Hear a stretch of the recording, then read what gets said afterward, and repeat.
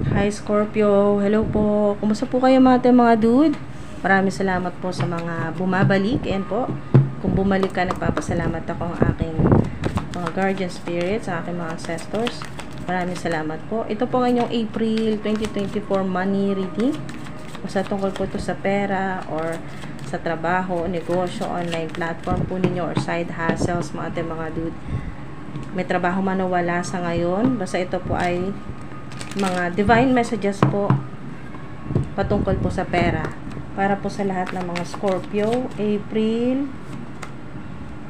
remain positive. Ayan, lalo na naka reverse siya, so maaring ang ilan po sa inyo ay mas madalas pong mag-isip ng negatibo ngayon po, no, or nito pong mga nakaraang linggo o buwan.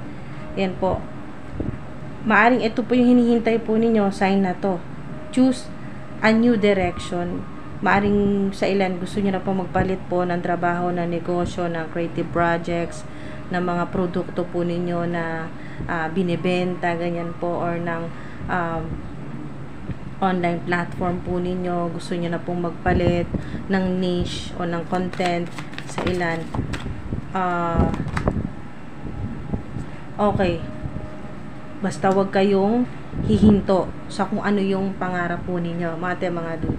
O mapapagod ka, mawalan ka ng pag-asa, panghihinaan ng loob, kasi itong remain positive na ka-reverse. Basta wag ka lang titigil. Wag ka lang titigil, mga dude. So, maaari ding sign ito na kung gusto po ninyong magpalit ng trabaho, wag ka munang tumigil sa kung ano yung ginagawa mo.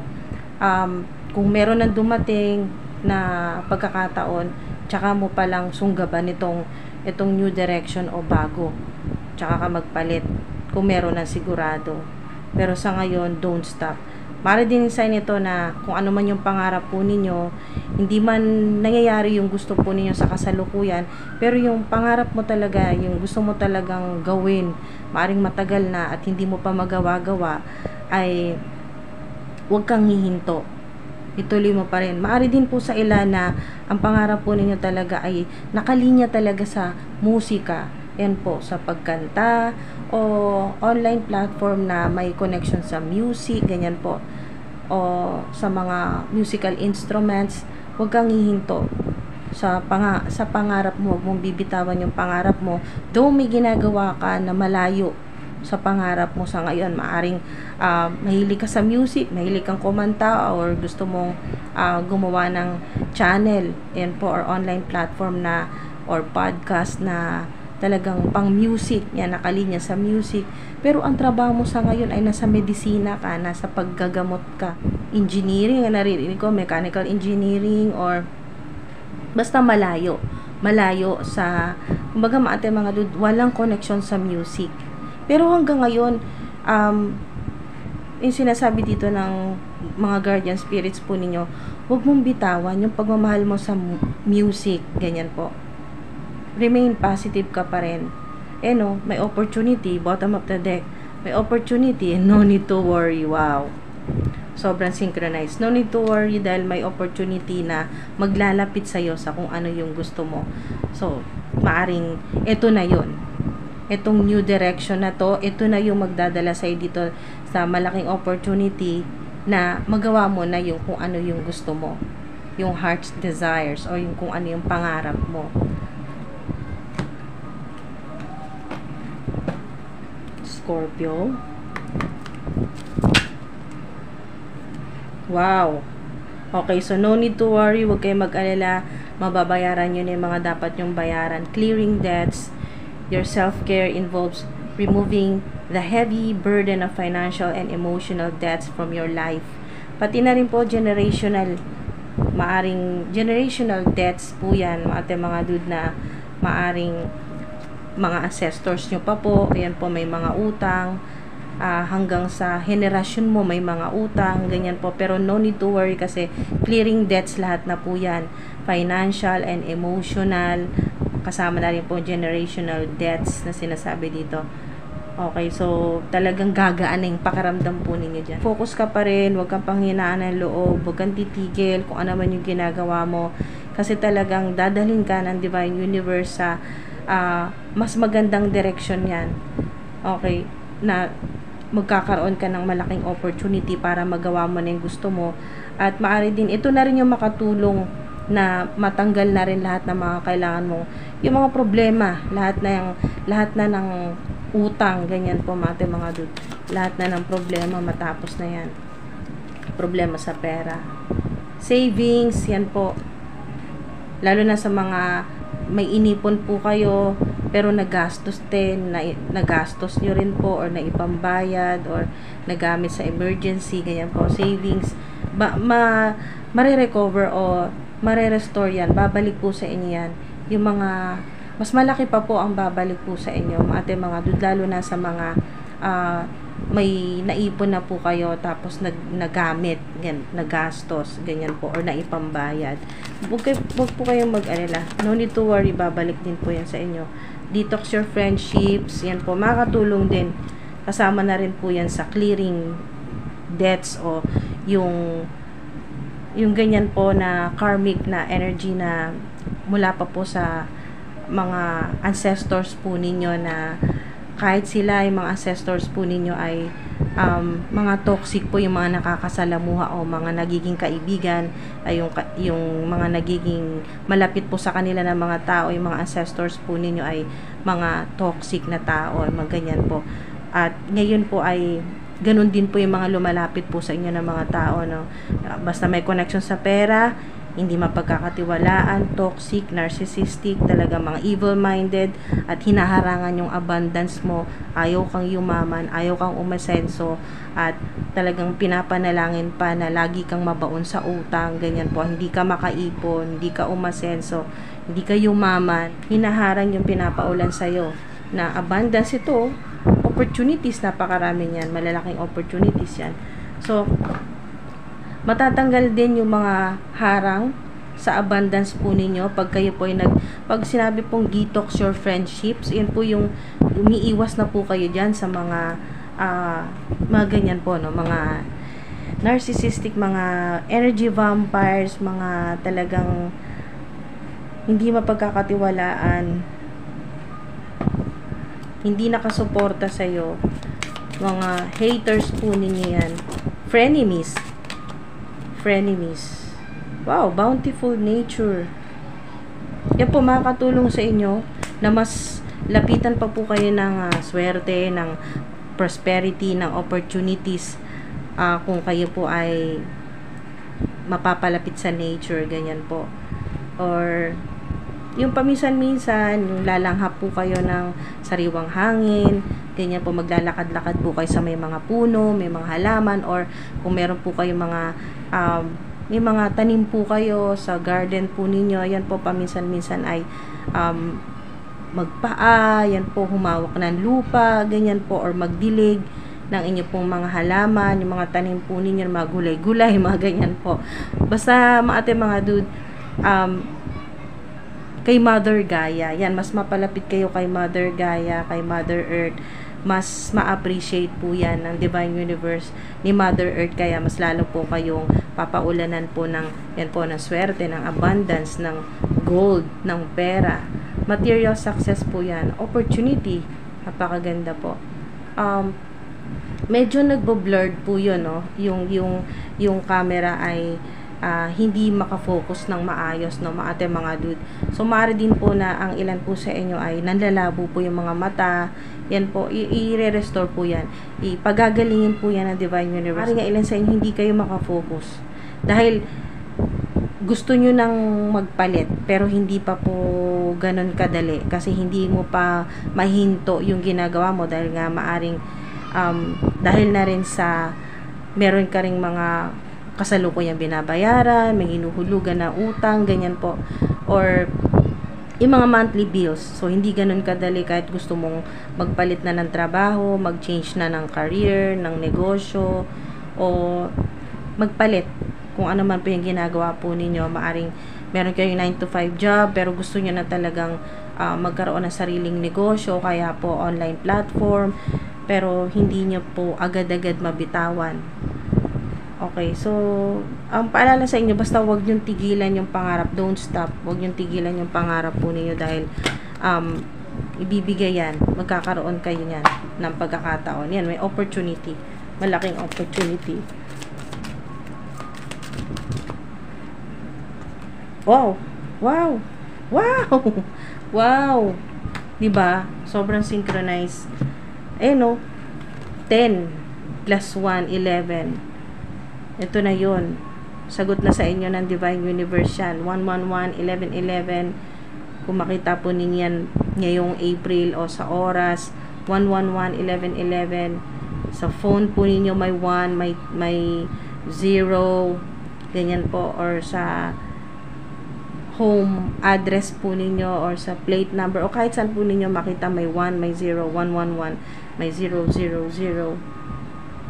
Sign na mababayaran nyo na po utang nyo, yung mga kailangan po ninyong bayaran, may matatanggap po kayong malaking pera po ito, inheritance, pwedeng mana po ito, yan po, o legacy na magiging talagang legacy nyo po yan, yung wow, lalo na sa meron po kayong online platform, wow, yan po, makakabuhay talaga ng pamilya. Yan po, mga dude. Legacy nyo po yan.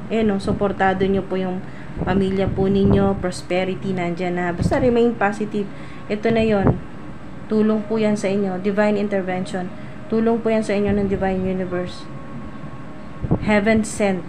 Bigay po yan sa inyo. Kung ano yung gusto mong gawin, will to create. Energy. Strength, gain, basta kung ano yung gawin mo, may makukuha ka. Ano yung mga dude, kung ano man po yung maging decision mo, magbe-benefit ka talaga. May makukuha, may mapapala ka. Ayan, malaki yan, mga dude. 10 of Pentacles, malaki yan. And ito na yung malaking opportunity o makatanggap ka ng malaking pera. Wow, prosperity, abundance na po yan, mga dude. Ang 10 of Pentacles. Wow, Emperor. Opposition. Mas magandang posisyon, mataas na posisyon. Wow, Sun, yes. Confirmation, yes. Sa'yo na lahat yan. Yan, mga dude. Yes, yan. Matutuwa ka talaga kasi ngayon masisihan ka na, makokontento ka na magsisimula ngayong April. Yan pang-4 na buwan ngayong April. Sa ilan may matatanggap kang talagang napakagandang, napakalaking opportunity o good news ito April 10. Lalo na kung marami pong nawala sa inyo dito, maraming nasayang na pera, merong materialistic, meron kang kasama sa bahay na selfish at talagang maramot, maramot sa pera, pinagdamutan ka. Pero ngayon ang balik naman sa'yo, marami namang magbibigay sa'yo, maraming tutulong sa'yo, maraming opportunities offer yan. Meron din po na offer sa inyo na malaki pareho. 2 malaking opportunities na hindi mo inaasahan na darating ngayong April. Wow. Meron ding makukuha kang idea tungkol dito sa malaking opportunity habang natutulog ka. Okay, so pinapayuhan din po kayo ng inyo po mga ancestors, na mga guardian spirits po ninyo na magpahinga. Recharging, napaka-importante ngayon pong April. 4 ulit 444.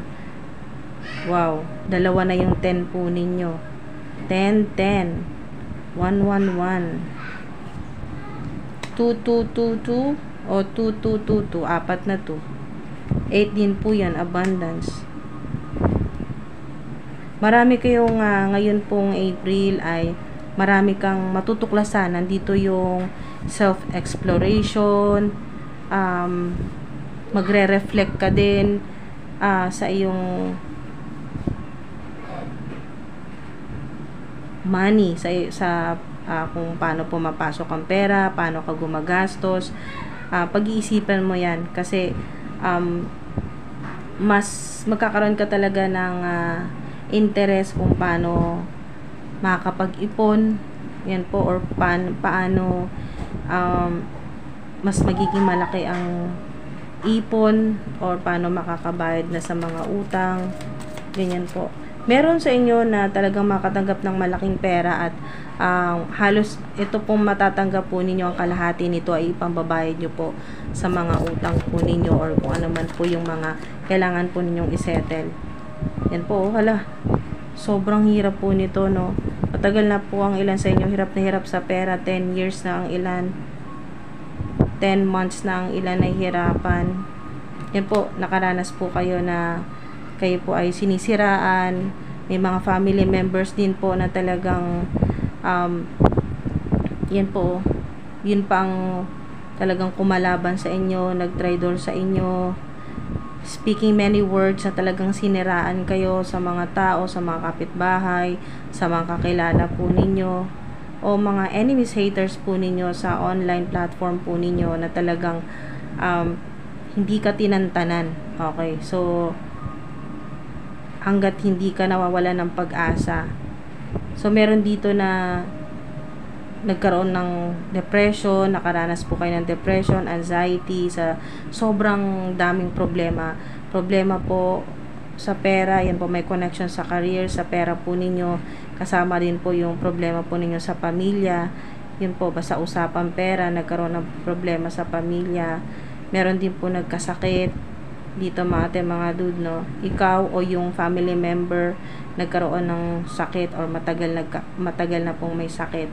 So konektado rin po sa pera na talagang matagal nang nahihirapan sa pagbabudget, dahil kasama na rin po sa pagpapagamot, no, yung inyo pong kinikita ay halos nauuwi lang po sa pagpapagamot sa ilan. Meron din po na may gumagawa ng witchcraft, meron pong gumagawa sa inyo ng ito po, at mga dude, meron dito na ayaw kang maging mayaman, no? Ayaw kang umasenso or tumaas ang sweldo, tumaas ang position mo. So meron ditong gumagawa, may enemy, may hater ka na talagang gusto kang matalo, gusto kang talunin, gustong sirain. Meron dito na ginawan ka ng evil spell o ng witchcraft, so hex, na mahirapan ka or magkasakit. Ayan, so makakatulong sa ilan na magpalit ng kung ano man po yung ginagawa po ninyo, no. Magpalit ka ng strategy, method, ng ibang paraan. O ito na yung sinasabi dito na new direction, ibang trabaho, o literal na talagang